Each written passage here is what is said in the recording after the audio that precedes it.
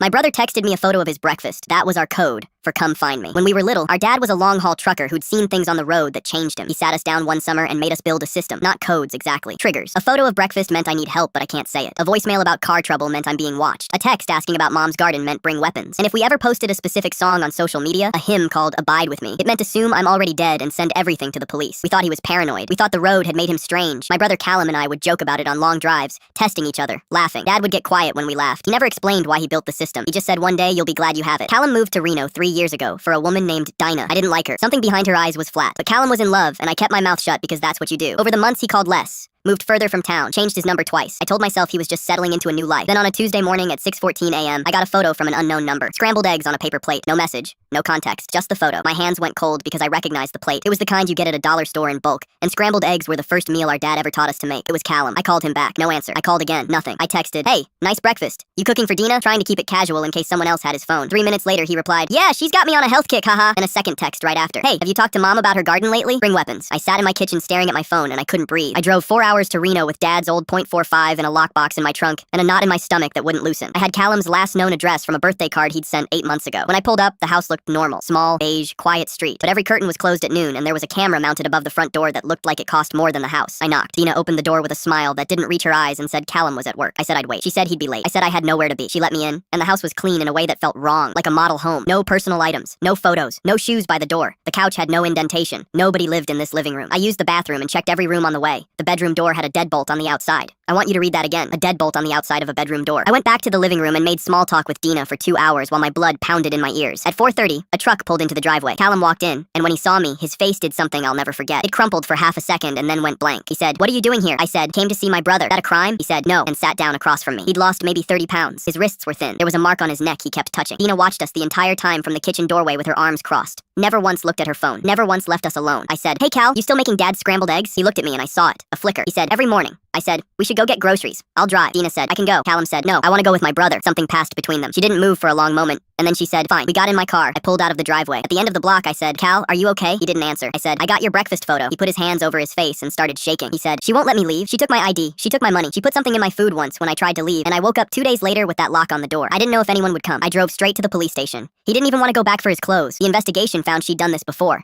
2 other men. One was still missing. Callum stayed with me for 5 months. Didn't sleep through the night for 3 of them. He's doing better now. He's got an apartment and a dog named Biscuit, and he calls me every Sunday. Last week, he sent me a photo of his breakfast, just eggs and toast. I panicked for a second and called him immediately. He laughed and said, "Relax, I just thought they looked good." Then he got quiet and said, "Thank you for remembering." Dad died in 2019. I never thought his system was anything but paranoia. He never told us what he saw on those long hauls. I think now I know.